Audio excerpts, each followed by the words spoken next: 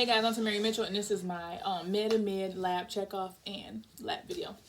We have our Laerdal box with our sub-Q tissue. The syringe will suffice, and we'll pretend that it is a needle. Then we have our med cap, and then our med.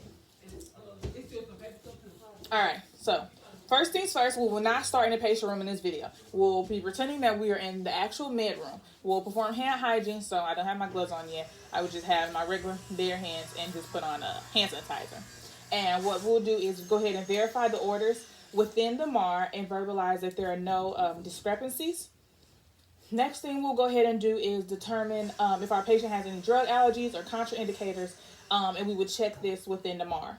Next thing we do is we'll confirm that we're looking at the correct patient, and as well as comparing our patient name from the order sheet to our MAR. So we're good.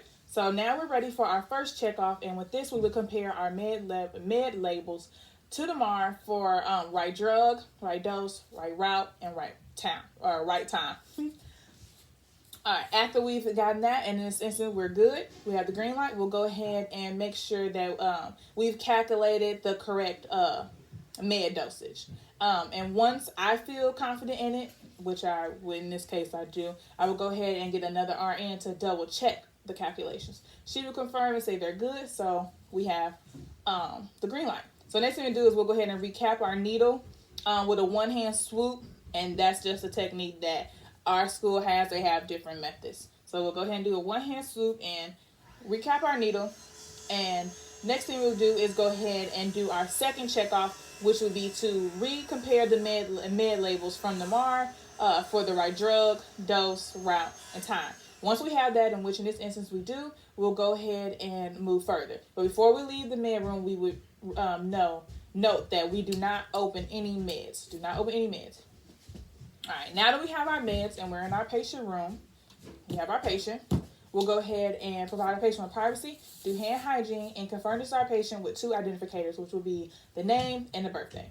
After that, we'll go ahead and confirm again if our patient has any drug allergies or any contraindicators to the meds that we are ready to administer and that were ordered.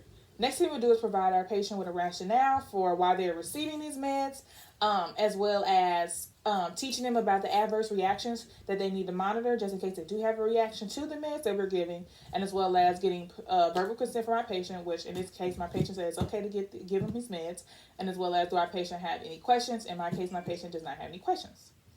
All right, so after that, we'll go ahead and perform a physical assessment on our patient, as well as vital signs, make sure everything's clear and it's safe to give them these medicines. And also what we'll do is, because we're doing oral medications, we'll make sure my patient has the ability to swallow, and we'll go ahead and check that out. So in this case, my patient does have the ability to swallow. I'm comfortable. Go ahead and give him these meds and trust him to swallow, so we're good.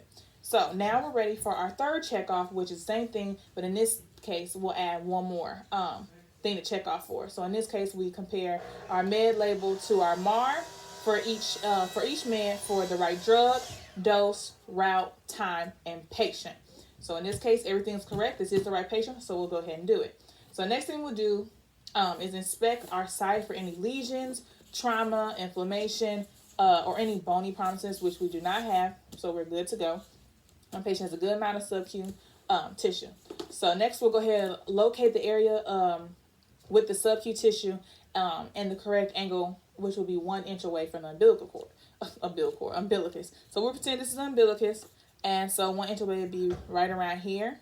And I'm going to kind of hold this or put this at an angle that way you guys can see how I grab the sub-Q tissue.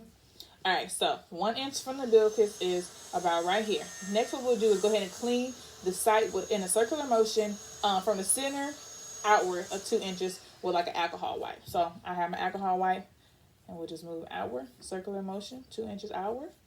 Once we have that, we throw our alcohol wipe away.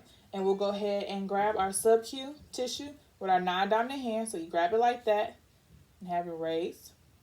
And after you go ahead and grab the tissue with the non-dominant hand, you go ahead and warn the patient that they're going to feel a poke. So you're going to feel a poke. And then what we'll do is insert the needle from 45 to 90 degrees. Since my patient has a good amount of sub-Q, I can go ahead and do it from 90 degrees. So you go ahead and do it like a dart motion and put it in. And next thing you do is release that tissue, stabilize the needle, and go ahead and insert and inject slowly in the patient. Oh, there it goes. All right. Next, once we've have it injected, next thing we'll do is go ahead and remove my hand, this knot on the hand, and then we remove the needle at the same angle we inserted. So since we did in a 90-degree, we would just remove it up. So after we've removed it, we're going to go ahead and in this case, it's out of order on my checkoff sheet, but I would go ahead and recap this now. That way I don't have to risk pricking myself, and I would just set it to the side to put in the sharps. So after we've just at least recapped the needles, we would go ahead and apply a cotton ball to our injection site. So my finger will be the cotton ball. With our non-dominant hand, which I'm already doing, and we would go ahead and then activate the safety device on our needle, which we already did, and put in the sharps. So next I would just put in the sharps, straight to put in the sharps. After that, we'll go ahead and inspect the site for any redness, bleeding, or a reaction to the drug instantly. And in this case, we do not have any of that, so we can go ahead and apply an adhesive bandage to the site like that. And then we will go ahead and return our patient, in this case, in the hospital, so it'll be a gown, cover their abdomen up with a gown. All right, so once they've been covered up, we'll go ahead and take off our gloves and go ahead and throw them away. We will perform hand hygiene, so we're washing our hands again, and then I would go ahead and get ready to administer my patient's oral medication. So in this case, I would elevate my patient's head 30 degrees. I don't have my patient's face on, but we'll just pretend. So we'll pretend like this is 30 degrees, and I'll go ahead and place my oral meds in my med cup, which I already did.